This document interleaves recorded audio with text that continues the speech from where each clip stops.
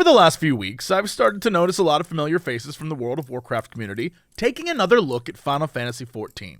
So today, I want to talk about the differences between these two games, that while sharing many similar concepts, diverge in their execution of the MMO genre. As a fan of both games and 15-year veteran of WoW, I've often thought about this subject as I now play through Final Fantasy XIV on a near-daily basis since August of last year. I frequently get asked to compare the two, and the simplest way I've been able to do so is the following. World of Warcraft is an MMORPG, while Final Fantasy XIV is an RPG MMO. What does this mean besides hopefully sounding clever? In Final Fantasy XIV, the entire creative process, the direction, the core concepts, all of it are approached from an intrinsically different design philosophy than that of Warcraft. So it doesn't mean you can't enjoy both, it just means they're made for two very different gamers. Let me explain. I think most people have an understanding of what an MMORPG is beyond any sort of definition. There are expectations as to what that experience will be, which is why after playing Final Fantasy XIV, I've come to call it an RPG MMO. Because while all the multiplayer elements are there, I believe they aren't entirely necessary. If the MMO were removed and all we were left with was the RPG, the story, the music, the gameplay, it feels like the player would still have a complete experience. This is because the team behind Final Fantasy XIV, from its inception, has put its focus squarely on storytelling. This design choice then influences every other aspect of the game, from characters to world building to music to animation, all serve to enhance the storytelling.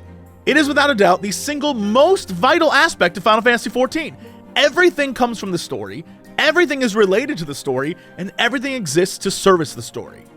So as we move forward in this video, you'll see every time I bring up a comparison or idea in Final Fantasy XIV, it's going to be in some way related to the story.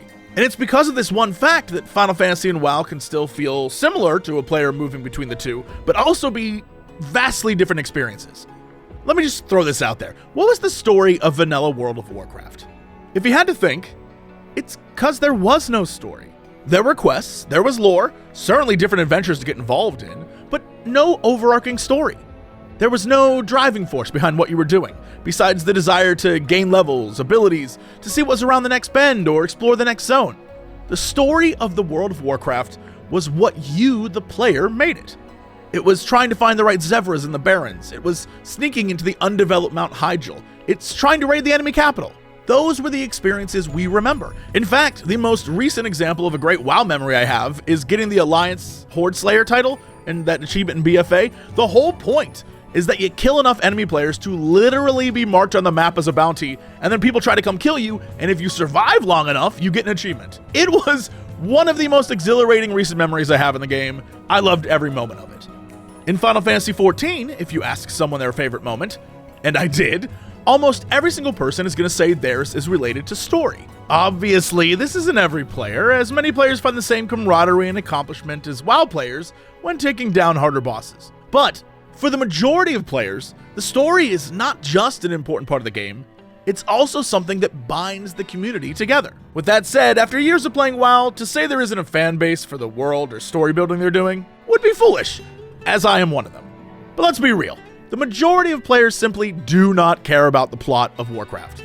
I'd have to guess that's because it was never really the driving force of the game that got them playing in the first place, and more importantly, sticking with it. The fact is, as Blizzard moves more towards storytelling in their more recent expansions, they've developed multiple ways of getting across major plot information to players who may be interested, but it's not integral for the player's enjoyment. It's this delivery that provides the necessary surface-level context to keep a player engaged, but has also formed a complicated relationship with players who do enjoy story and world building in Warcraft. Team leads and devs change, shifting the vision for each expansion to fit what is essentially the rule of cool. While main story beats are planned ahead, it's very clear that things have changed or will change based on necessity. Main characters vanish, story elements are left behind, and lore is retconned to fit with the moment. As a big old lore nerd, years of that have definitely left me kinda jaded when it comes to WoW. A silly example is years ago at BlizzCon, I asked the devs about that weird snaketail and Gundrak. I was like, what is that thing? Their response then, and ever since, has pretty much been, we really don't know. Perhaps it was snuck in, perhaps it was dropped content, who knows? All I can say is, if it was in Final Fantasy XIV, that snaketail would not only have had a purpose, but it would have shown up 2 expansions later as an important character in an ongoing story. Yep, this is going to be one of those videos that's long enough to be split into multiple parts. But it's good, because it allows us to dive a little deeper. When it comes to content, both games feature the staples of the MMORPG genre to differing degrees. Leveling, dungeons, raids, PvP, special events, grinds, and daily quests. In fact, some on the two dev teams are friends, and they definitely borrow ideas from each other all the time. Yoshi P, the director of Final Fantasy XIV, is notably a huge Blizzard fan. The difference, of course, comes from what the dev teams have decided the focus of their games should be. The best way I can simplify this is to say that Warcraft is more about the destination, and Final Fantasy XIV is more about the journey. As an example, in WoW, the leveling process in, say, a new expansion is a buffer between you and max level where the real game starts. I was once told by a friend that he always thought of it as advertisement for places that later on at max level you'll spend time grinding. Once you've leveled up, you can begin doing harder dungeons, farming gear in Mythic Plus, running raids, joining PvP battlegrounds or arenas, and doing your daily quests or grinding rep. And for years, this has not only been a pretty standard MMORPG cycle, but WoW has been the best at it. The goal, of course, is keeping players engaged and logged in. And going back to our original story discussion, doing most of these things continues the Warcraft story as well. In Final Fantasy XIV, it's a bit different. With the story being the most important part, this means leveling isn't just a rush to max level to experience the cool parts are the leveling. At max level, there are certainly raids and dailies and grinds and PvP, but they're nowhere near the complexity of WoW. Leveling up a job in Final Fantasy XIV isn't just about the leveling process either. Sure, in WoW you can level up an alt, experience the other faction's story, and a lot of people enjoy that. But in Final Fantasy XIV, each job has its own story and quests associated with it. They're varying in size and scope, but like the Dark Knight, for example, is universally loved for being some of the best storytelling in the game. But again, story is what it's about. Most large-scale raids only have one difficulty level and are more events than actual team building struggles. Those raids and trials that do have harder modes are canonically fan fiction versions of the events, so players who are just there for the story won't miss anything if they don't have time for harder content. PvP, while vibrant, is nothing close to that of WoW. Reputations and dailies exist, but not in a way that forces the player to spend a significant amount of time investing in them. But you're rewarded in a way that makes it feel like you're kind of getting one over on the devs for the amount of time you actually put into it. Let me give you some specific examples. Let's talk reputation grinds. Admittedly, in WoW, I haven't played much beyond the start of max level content in Shadowlands, and this may be different, but if we look at most reputation grinds, it's usually something along the lines of like, you earn 750 rep a day with a weekly bonus of some sort, and you need 40 to 50k rep to reach Exalted. So you're looking at, over a month of rep farming to reach max reputation. This, of course, is part of the design philosophy again, to keep you engaged in the world longer. In Final Fantasy XIV, while some of the older reputations are pretty similar, the newer ones, take Pixies for example, are designed not only to be fast, but to feel very rewarding. Every day you get 3 quests that take roughly 15 minutes to complete, and as a reward, you get tons of reputation, tokens that you can eventually buy rep items with, and then loads of experience. I'm talking like a quarter of your XP bar for 3 quests. And this is great because not only does it make grinding rep easy, but it also rewards you for doing it on one of your other jobs, incentivizing you to level additional classes. Let's take another example. Unlocking Flight. In WoW, unlocking Flight has always been a process. A thing that you really had to earn. Currently, I think to unlock Flight, it's something like getting Renown 44 and completing the last sigil and having completed Chapter 12 of the Covenant campaign, receiving memories to unlock account-wide flying, and then you can do it in Shadowlands. In Final Fantasy XIV, while exploring the map that you're already exploring anyway, you use a compass to find little green wind orbies, and when you find them all and you complete the area's story arc, you unlock flying for that specific zone. It's not account-wide, but it's easy enough to get just by going through the leveling process. From a design standpoint, I love this! When I first learned this is how you got flying in Final Fantasy XIV, I was actually angry about all the time WoW made me waste. In Final Fantasy XIV, you get to experience the zone, which is what WoW's trying to get you to do, but 14 doesn't gate your ability to move through it quicker in the future behind some sort of grind. Which has probably got a few of you now thinking, Jesse, you're making it seem like you don't have to work for much in Final Fantasy XIV. But of course you do. There are things like fancy relic weapon grinds and stuff like that, but not nearly to the degree that WoW makes you grind out stuff. Honestly, I think we're so used to Blizzard making us go through content multiple times for months in order to unlock something like flying that anything less seems ridiculously easy. But that shouldn't be the case, gang. I don't know anyone who enjoys it, but we still do it. It all just comes down to the fact that the Final Fantasy XIV devs are not trying to keep you in their world for countless hours. So it seems like everything is a little easier. The fact is, the 14 devs have literally said they don't care if you log in every day. Get what you want from their game, come back when you want more. Instead, the grindy bits of Final Fantasy XIV are something entirely different. I recently saw this ad for Final Fantasy XIV, and it made me laugh, because I've never seen anything like this for WoW. But most Final Fantasy XIV players will tell you this is where the majority of your max level adventure lies. Look at this thing. Gathering, crafting, free companies or guilds, housing, fashion, the gold saucer, which is like a permanent version of the Darkmoon Fair.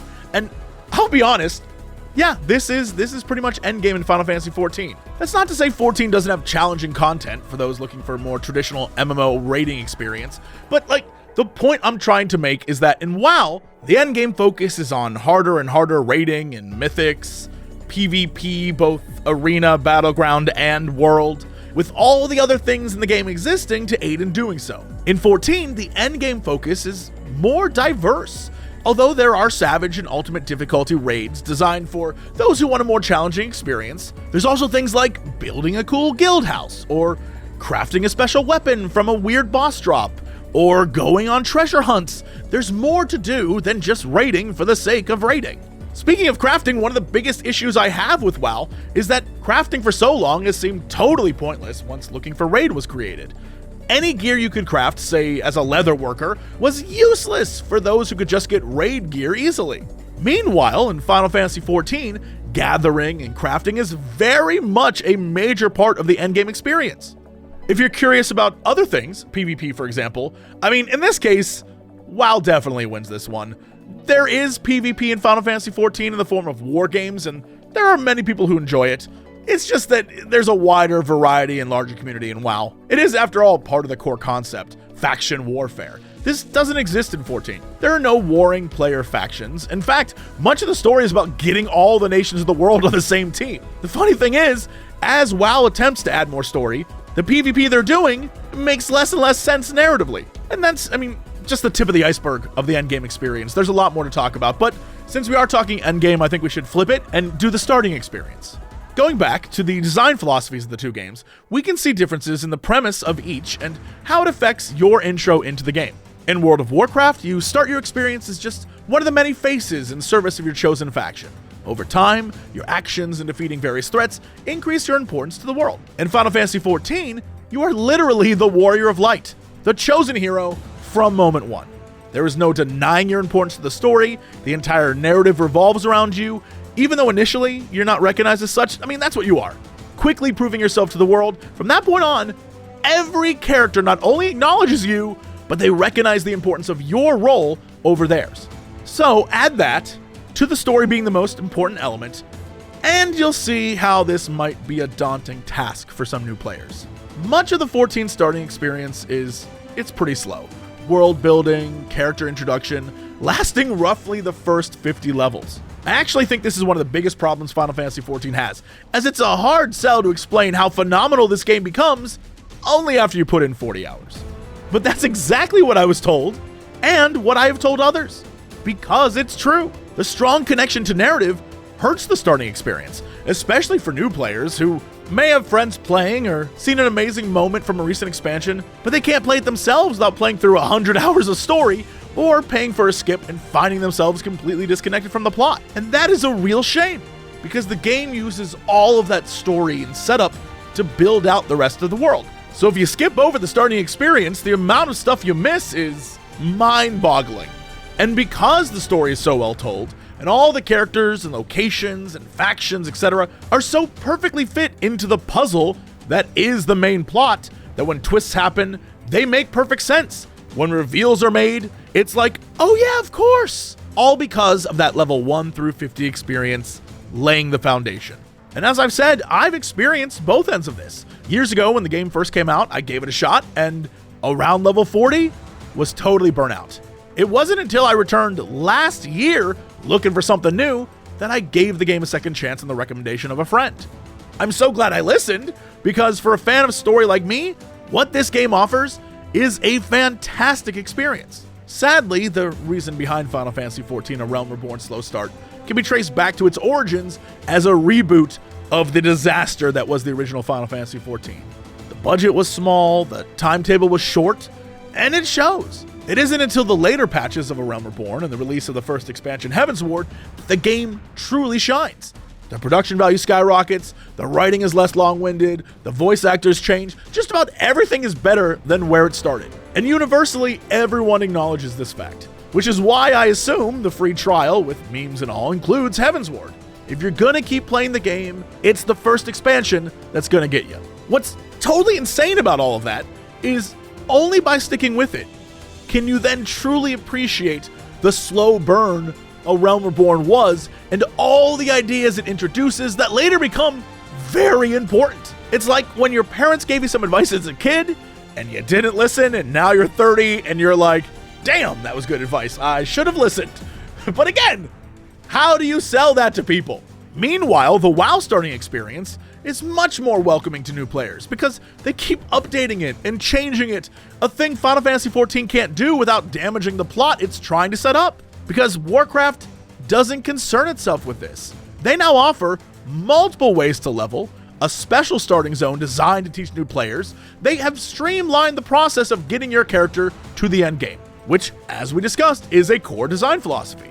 But this means, depending on when you started playing, your story experience in World of Warcraft could be entirely different from another player. Some moments I may have experienced years ago are no longer in the game, making it so things that bind players and keep them engaged in the game are not story, but its progression systems, guild dynamics, and faction conflict, which I think explains why people enjoy playing Classic, as it has all the things I just listed, but also a shared sense of existing in the same world, which I feel like, I think many of you would say, the current iteration of WoW does not have. Another way to look at this is how new content is delivered. If we look at the two most recent completed content cycles in both WoW and 14, the picture we get of everything I've been talking about becomes more clear. In WoW, the new content starts with the release of a trailer, a big budget, stunningly well made, sometimes shocking reveal. It's usually a way for Blizzard to show the first major inciting story moment. This is something like Sylvanas breaking the Helm of Domination or Deathwing destroying the world. Then, before launch, there's a book and maybe some short stories about major characters involved in the next expansion. We'll get a pre-patch event, and then the expansion will release. And for the most part, every WoW expansion follows a similar formula. We get a short burst of main story, before pausing for leveling content, and eventually returning to the main plot. Then a major raid is released, and the story for the main plot continues, as we get a series of patches culminating in the last patch of the expansion, and the showdown with the big bad. Then the cycle begins again with a new trailer. Because of its heavily story-based nature, almost all of the content in 14 is delivered in-game. So, in the previous expansion's fourth major patch, you'll get hints of a new story. By the time the fifth major patch rolls around, you'll have more information, important details, or new jobs will be hinted at, and then, around the same time, we get the trailer.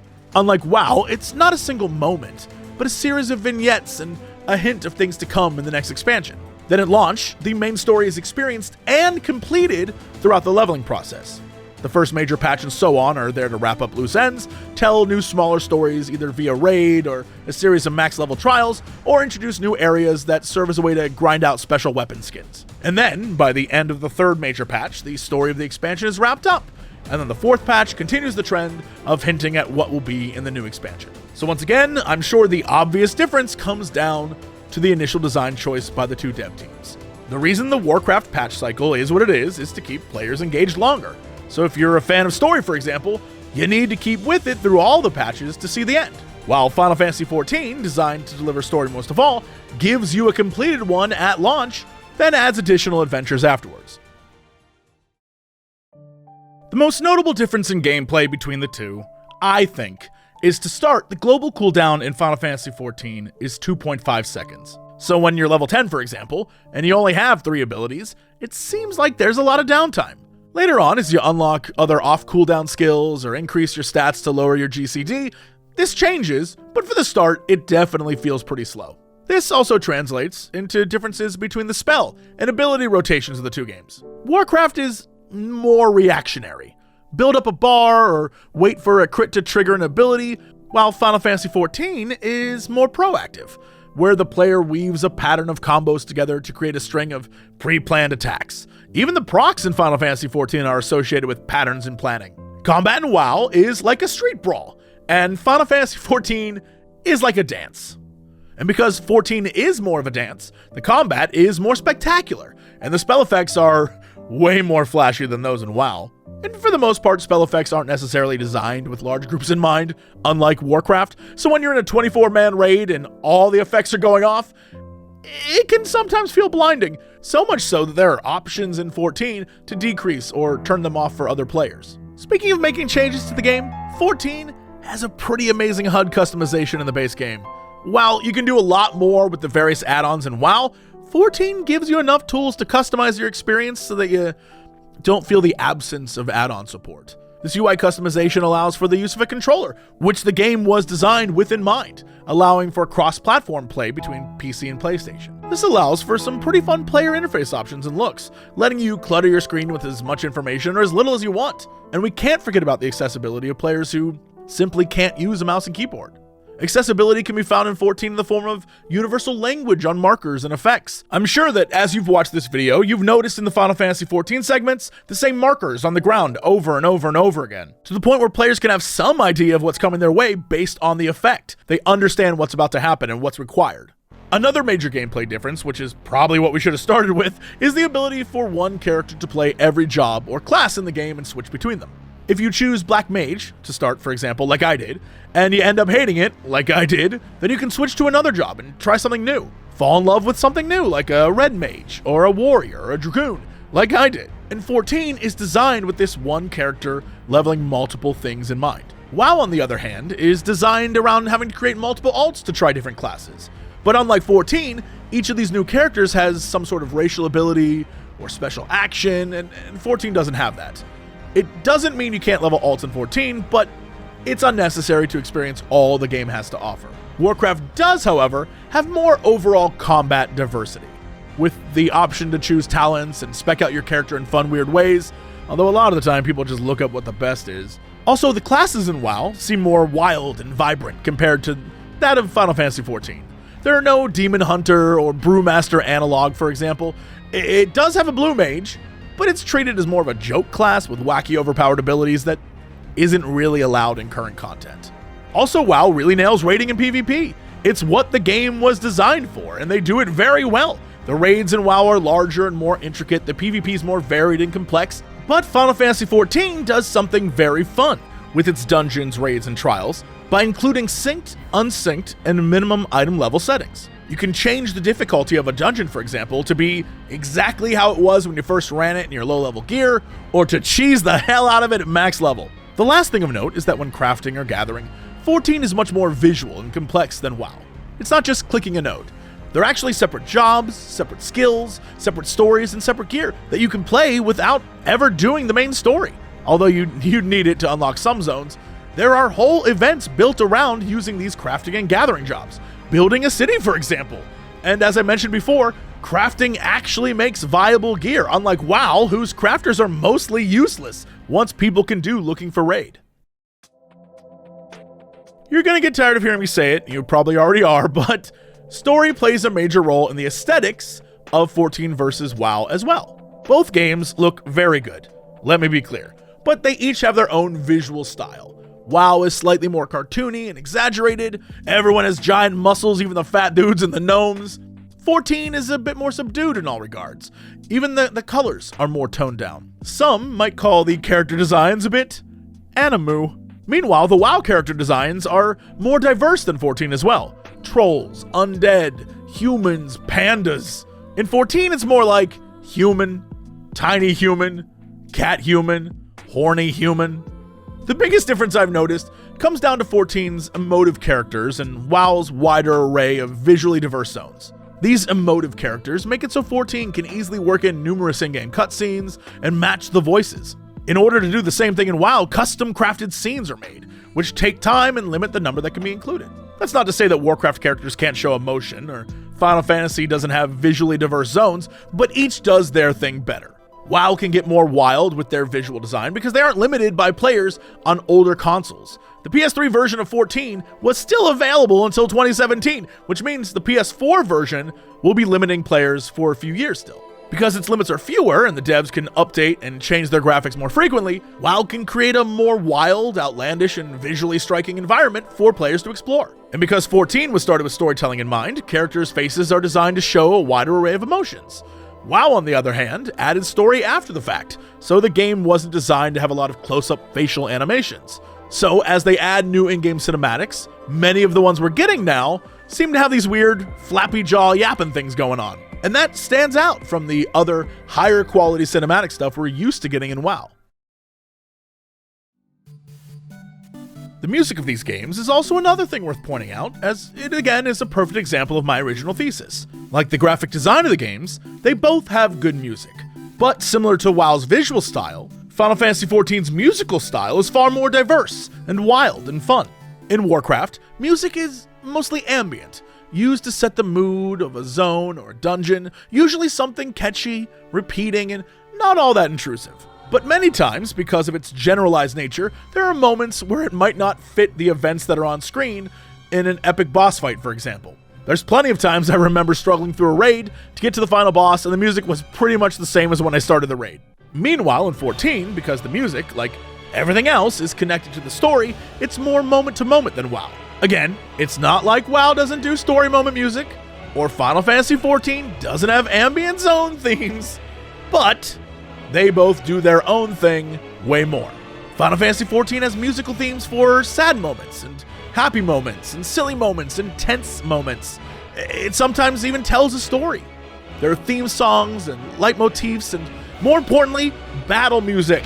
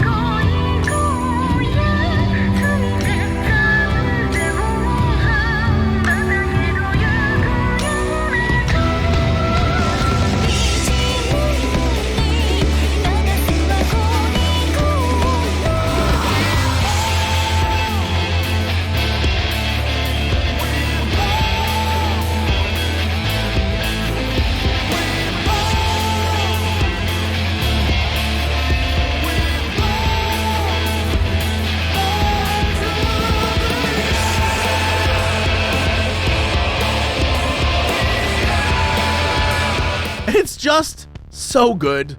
Nothing makes wiping or learning a fight more tolerable than a catchy song in the background. Truthfully, Final Fantasy XIV just has a larger variety of music and uses it better than WoW, which is crazy because I remember listening to the soundtrack for WoW Legion and thinking how great it was, only to find out there were some songs not even used in the game, or if they were, I don't remember or missed it. I recall multiple versions of Anduin's theme, only for him to barely be involved in the main Legion storyline, and his theme to show up like maybe once or twice. That's so crazy to know they have all this amazing talent at Blizzard making music, and they don't even use it all? And remember Elite Tauren Chieftain? Final Fantasy XIV has a band of devs called the Primals, except they don't just do meme songs, they play like all the hits from the game, lyrics and all, and let me tell you, they got some bangers. The difference is, while ETC was phased out of live events, the Primals are the highlight that everyone looks forward to. It's as if the WoW community thought ETC was kinda lame, and Final Fantasy XIV fans are like, more Primals please! So there's one last thing to talk about, and I'm sure it won't be controversial at all: the communities. I've been in the WoW community long enough to have formed a pretty substantial theory about it. I know I'm gonna get lots of crap for this one, but I think the general notion is that it's pretty toxic. Yes, your personal guild might be awesome, but generally, I think we can all agree there are high levels of toxicity in the WoW community. And I believe this stems from the nature of the game itself. WoW is based in conflict, A game where two factions are pitted against each other from the beginning, so players already have an established enemy or other to focus their ire on.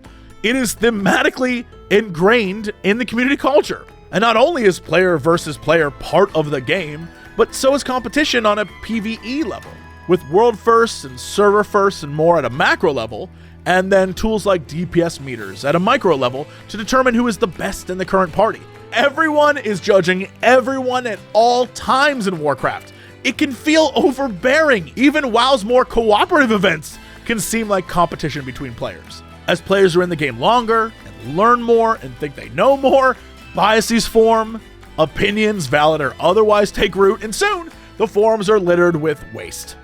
You know, toxic. 14, at least in my experience, has been different.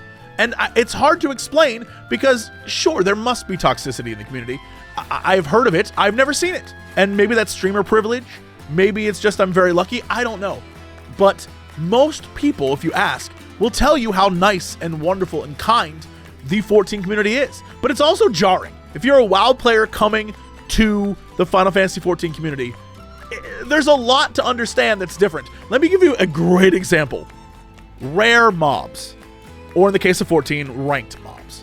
In WoW, if you see a rare monster, you find a way to kill that thing as fast as you can, you grab friends, you grab guildies, you want that special drop. In Final Fantasy 14, that's frowned upon by most of the community. I found this out one day when I saw a rare and asked my free company, my guild, for help. And they were like, dude, wait for the hunt train. And I was like, what? What the hell are you talking about? It's right here, right now. And they explained, that's not how the community does it.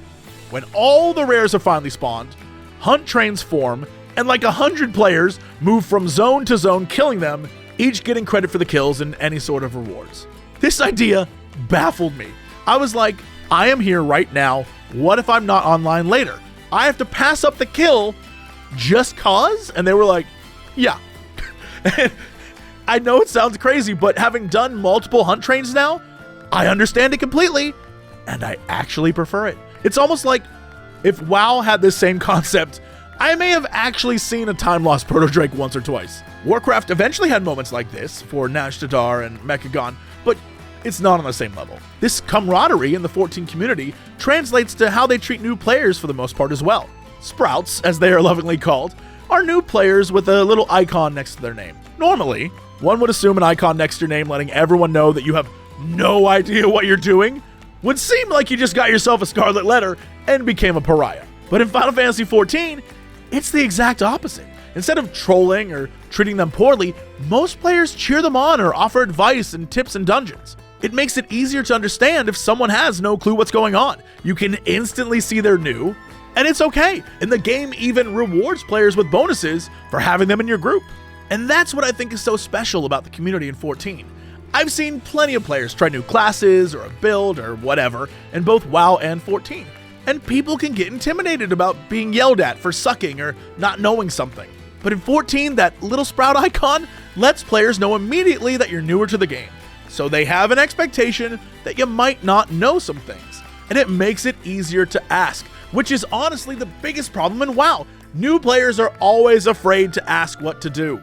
Just as an example of how this mentality rubs off on you, I was doing my 14 roulettes or dungeon dailies and got the final Omega raid.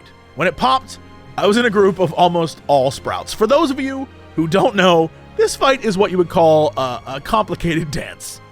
We wiped. A lot.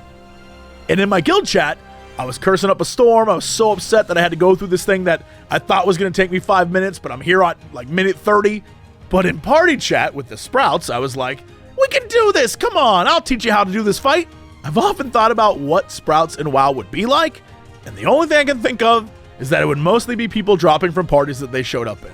Again, this isn't to say the Final Fantasy XIV community is perfect. Obviously, assholes play all sorts of games, but the general nature of the player base seems a bit more relaxed. Yes, someone will tell me I'm doing something wrong while I stream, but that's every game, for everyone. The biggest difference, I think, is the Final Fantasy XIV community does not tolerate a lot of the stuff that WoW does. The crackdown on bad actors is swift and immediate. And some of you may be like, well, that doesn't sound cool.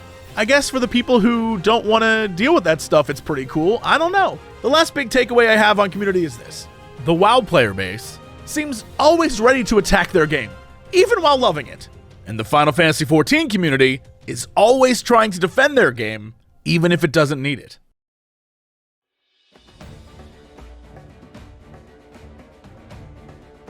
So you've made it some 30 minutes into a YouTube video and you find yourself here.